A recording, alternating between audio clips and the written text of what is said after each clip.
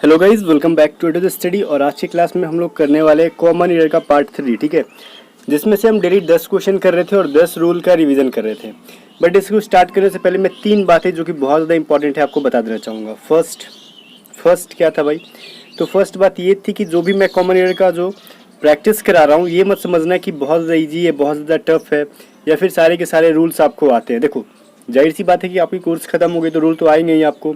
तो इसका मतलब ये रिवीजन हो रहा है कि सारे 10 रूल की वजह से आपको लगभग ढेर सारे रूल का रिवीजन हो जाएगा। जो क्वेश्चन नहीं समझ में आया अपने नोट्स पलट के देखना और उस चैप्टर को बिल्कुल भी अच्छे से करना, ठीक है। फर्स्ट बात तो ये था। सेकंड ये था कि मैंने जो अपनी जर्नी वाले में बताया था कि मेरी नौकरी की वजह से मैं आउट हुआ था, तो नौकरी से रिलेटेड बहुत सारे कमेंट आए कि सर नौकरी के बारे में बता दो भाई, नौकरी के बारे में बता दो, ठीक है। तो गाइस देखो, नौकरी के बारे में वीडियो बनाने के लिए सोच रहा हूँ, ग्राउंड पे जाने वाला हूँ। इवनिंग में भी मैं जाता हूँ रनिंग के लिए और मॉर्निंग में भी जाता हूँ, दोनों टाइम, ठीक है। जैसे कि आपको पता है मेरा खुद का भी फिजिकल एसएससी सीपीओ का, ओके। तो मैं मॉर्निंग और इवनिंग दोनों में रनिंग करता हूँ। तो देखो, ग्राउंड पे एक्चुअली मैं जो कैमरा को क्या करता हूँ ना, जैसे कि आपको भी पता है कि मैं कोई ब्लॉगर वगैरह हूँ नहीं कि बाहर जाके शूट करता हूँ, तो मुझे बाहर वीडियो शूट करने में थोड़ा सा ऑकवर्ड फील होगा। बट आपके लिए मैं कोशिश करूँगा। देखो भाई, बोल रहा हूँ आज इवनिंग में या फिर कल मॉर्निंग में, इन दोनों टाइम में से जब भी लोग कम रहेंगे तब जाके मैं रिकॉर्ड करूँगा, ठीक है। कुछ फ्रेंड्स को इकट्ठा करके, मतलब फ्रेंड्स जिन्होंने ऑलरेडी एग्जाम्स क्रैक करके जो फिजिकल की प्रिपरेशन कर रहे हैं, उनमें से कुछ बिहार पुलिस की प्रिपरेशन कर रहे हैं, कुछ बिहार एसआई के लिए कर रहे हैं, सभी का एग्ज़ाम निकला हुआ है, कुछ लोग सीपीओ वगैरह का कर रहे हैं, ठीक है। तो उन लोगों से थोड़ा सा रिक्वेस्ट करूंगा, चलो भाई एक वीडियो शूट करते हैं और आपको जानकारी देते हैं, ठीक है ना। बिकॉज सभी ने कुछ ना कुछ मेडिकल फेस किया है, फिजिकल फेस किया, और मतलब अकेले तो वीडियो शूट होगा नहीं, कुछ लोग चाहिए। तो मैं रिक्वेस्ट करके, और थोड़ा सा ऑकवर्ड भी लगेगा, कोई नहीं, आपके लिए उतना करूँगा मैं, ठीक है।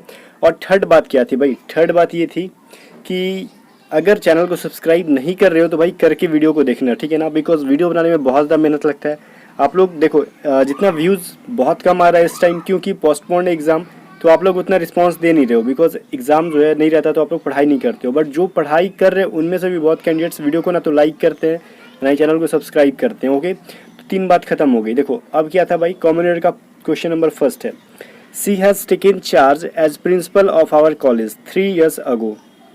देखो यहाँ पे मैं बता रहा हूँ कुछ, ये पहले हिंदी समझो। सी हैज़ टेकन चार्ज, ठीक है, बोल रहा है कि वो एज अ प्रिंसिपल, मतलब प्रिंसिपल के तौर पे उसने क्या किया था भाई, चार्ज लिया था, मतलब उस पोस्ट पे आ गया था प्रिंसिपल के, ठीक है ना।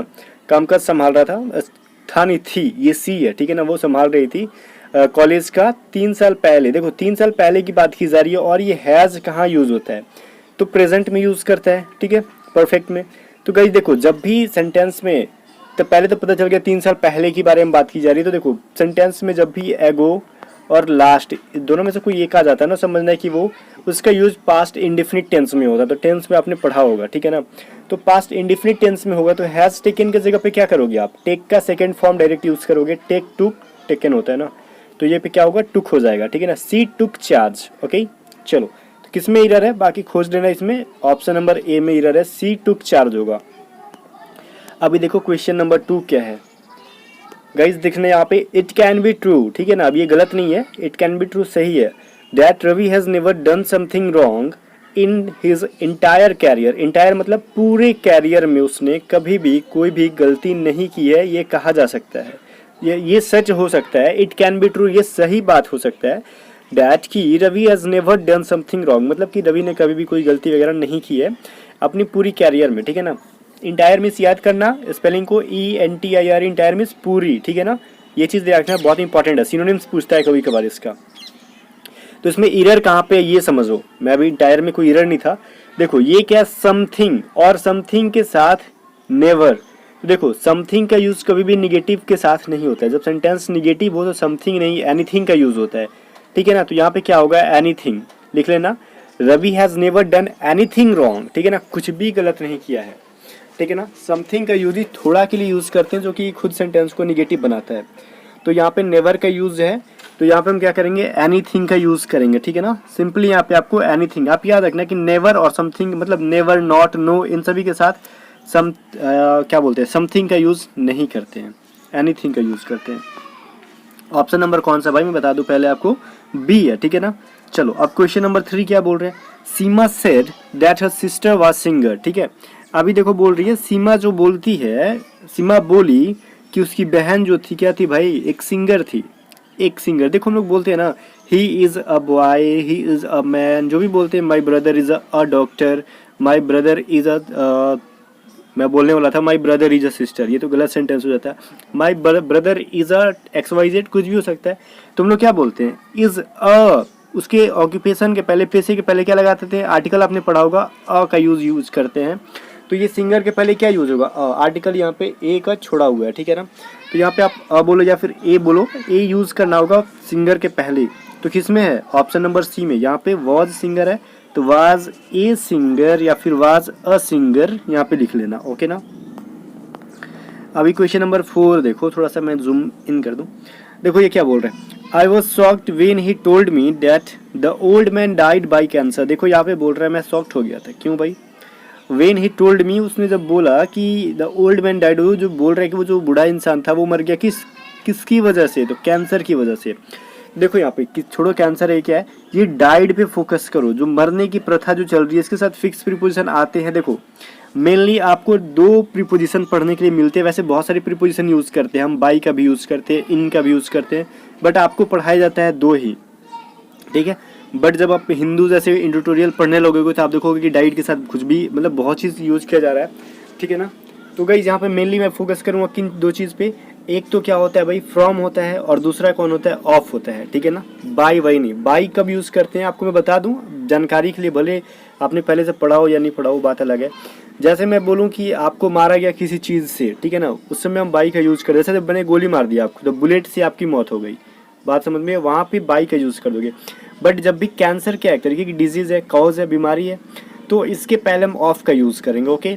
जैसे कोलेरा से डेथ हो गई किसी की, तो बीमारी से हुई तो ऑफ का यूज़ करो, डाइड ऑफ कैंसर, तो कैंसर यहाँ पे है ना, तो यहाँ पे डाइड के बाद क्या होगा, ऑफ। अगर आपका यही, सॉरी आपका नहीं, ओल्ड मैन का जो है एक्सीडेंट की वजह से डेड मर जाता है वो, ठीक है इंसान, तो हम क्या करते हैं, फ्रॉम एक्सीडेंट, ठीक है ना, इस चीज़ को ध्यान रखना आप लोग। और नीचे कुछ शोरगुल सुनाई दे रहा होगा बिकॉज गली है, कुछ बच्चे जो है ना हल्ला गुल्ला कर रहे हैं यहाँ पे, देखो खेल रहे हैं, संडे है, बहुत मजा कर रहे हैं। वैसे भी लॉकडाउन में ट्यूशन वगैरह उनका बंद तो नहीं है, वैसे तो रेगुलर उनका ट्यूशन रहता था तो हल्ला नहीं करते थे, या संडे तो हल्ला कर रहे हैं, ठीक है। अभी देखो each one of them have a different version of the crime, ठीक है। ये क्या बोल रहा है भाई, each one of them have a different version of crime, मतलब सभी का जो है क्राइम का अलग अलग वर्जन है, ठीक है। ईच वन क्या है, ईच के साथ आने वाला कैसा एक्सिलरी वर्ब, हेल्पिंग वर्ब होता है, कैसा होता है, सिंगुलर होता है। तो ये हैव क्या है, सिंगुलर तो नहीं है, इसका हैव का क्या होगा, सिंगुलर हैज होगा, तो ऑप्शन नंबर बी में है, ठीक है। कंफ्यूज मत होना, इसमें बहुत इजी सा क्वेश्चन था। Her mother did not reply when I asked her why was she crying, ठीक है। बोल रहे कि मदर जो है, her mother did not reply, उसकी माँ ने जो है रिप्लाई नहीं दिया, कुछ भी बोला नहीं।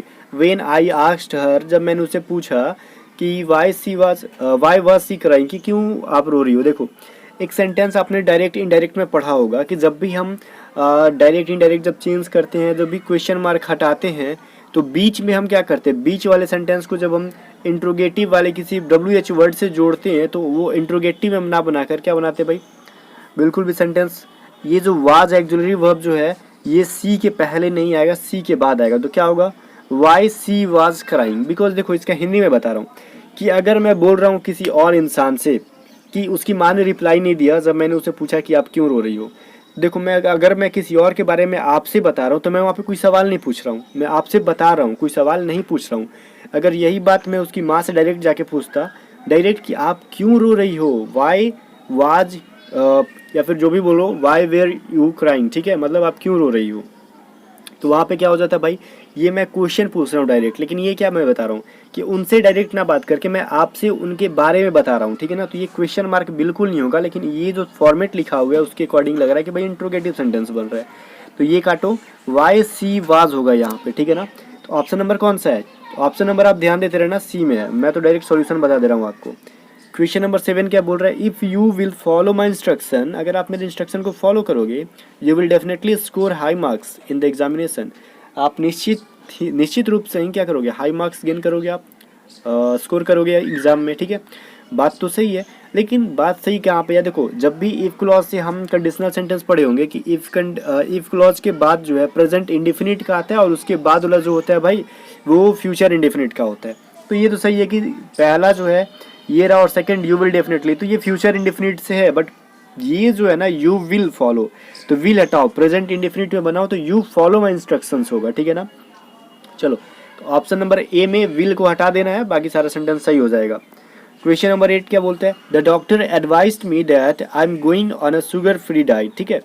हिंदी इसका करना जरा तो क्या बनता है भाई इसका, द डॉक्टर जो है एडवाइस मुझे दी है, ठीक है, कि I am going on a sugar free diet, ठीक है, कि डॉक्टर मुझे सलाह दी है कि मैं शुगर फ्री खाना के साथ जा रहा हूँ, मतलब खाना खाना है मुझे, जो भी है कि खाना खाओ, खाना चाहिए जो भी है। ये जब सेंटेंस में बोलूँगा ना डॉक्टर ने मुझे एडवाइस दिया कि मुझे शुगर फ्री खाना खाना चाहिए, तो चाहिए वाला अर्थ निकलना चाहिए ना। जब भी एडवाइस देते हैं तो शुड का यूज़ करते हैं, आई एम का नहीं। तो I should going on a, एक मिनट, आई शुड गो होगा, गोइंग नहीं होगा, I should go on A sugar free diet. मुझे किसके साथ जाना चाहिए भाई, शुगर फ्री डाइट के साथ, मतलब वो यूज़ करना चाहिए, शुगर फ्री जो खाना है वो यूज़ करना चाहिए। आई एम गोइंग नहीं, आई शुड गो होगा, ठीक है। इस चीज़ को ध्यान देना, जब भी हम एडवाइस दे रहे हैं, हम नहीं दे रहे, डॉक्टर दे रहे हैं, तो वहाँ पे क्या होता है भाई, शुड होगा। I have met him on Friday last, question number 9 है, and had a long discussion, ठीक है। अभी देखो मैंने सेंटेंस में बोला था लास्ट में अगर अगो आ जाए या फिर लास्ट आ जाए सेंटेंस में तो पता चल जाता है कि ये प्रेजेंट की बात नहीं हो रही है, पास्ट की हो रही है। खास करके ये पास्ट में कब की बात हो रही है भाई, इंडेफिनिट की हो रही है, ठीक है। तो ये देखो ऑन फ्राइडे लास्ट फ्राइडे की बात की जा रही है, तो पास्ट की है ना, तो ये फिर यहाँ पे हैव आ गया, तो इसको प्रेजेंट इंडेफिनिट में चेंज कैसे करोगे, तो I met him on Friday last, ठीक है। तो हैव को हटा दो, बाकी सेंटेंस सही हो जाएगा। क्वेश्चन नंबर ए में इरर था, ठीक है। अभी लास्ट क्वेश्चन देखो क्या, यहाँ पे हम लोग बहुत बात करते हुए भी देखो 10 11 12 मिनट में 10 क्वेश्चंस कर लिए, ठीक है। The prime minister as well as his secretary were expected to arrive in Mumbai on Saturday afternoon, ठीक है। चलो सही बात है कि प्राइम मिनिस्टर के साथ साथ, देखो एज वेल एज का मतलब क्या होता है, साथ साथ, ठीक है ना। तो हम किसकी बात कर रहे हैं, प्राइम मिनिस्टर की या फिर उसकी सेक्रेटरी की। तो देखो एज वेल एज के बाद जो होता है ना उसकी मेनली हम बात कर रहे होते हैं, और उसके अकॉर्डिंग क्या करते हैं हम, एक्सिलरी वर्ब के यूज़ करते हैं। जब मैं बोलूँ कि जैसे मान लो एक श्याम है और एक मोहन है, मैं बोलूँ कि श्याम के साथ मोहन आ रहा है, तो हम लोग फोकस किस पे कर रहे हैं, मोहन की कर रहे हैं, ठीक है। मोहन आ रहा है, वो किसके साथ आ रहा है, उसको गोली मारो, ठीक है। तो हम यहाँ पे क्या बात कर रहे हैं, मोहन को, तो जो जो साथ में आ रहा है ना, तो वैसे ही बोलो क्या बोल रहा है, the prime minister as well as his secretary, उसकी सेक्रेटरी भी के बारे में बात कर रहे हैं, उसके साथ साथ कौन, उनकी सेक्रेटरी जो है उनकी भी आने की जो है मुंबई में उम्मीद है, कब भाई, फ्राइडे से सैटरडे आफ्टरनून, ठीक है। तो यहाँ पे वेयर ना हो के वाज हो गया, ठीक है ना। पास्ट में ना थी के यूज़ कर लेना, वेयर नहीं, मैं बोल रहा था प्रेजेंट में इसको बोल रहा था, बट यहाँ पे वेयर है तो पास्ट का ये बता रहा है। तो यहाँ पे क्या होगा, सिंगुलर होगा तो वेयर की जगह पे वाज, ठीक है। एज वेल एज के साथ क्या होगा, अगर इसके बाद देखना कैसा है, हिज सेक्रेटरी के मतलब जो इसके एज वेल एज के जस्ट जो बाद में रहेगा ना सब्जेक्ट, तो उसके अकॉर्डिंग यहाँ पे हेल्पिंग वर्ब यूज़ करेंगे या फिर वर्ब यूज़ करेंगे, ठीक है।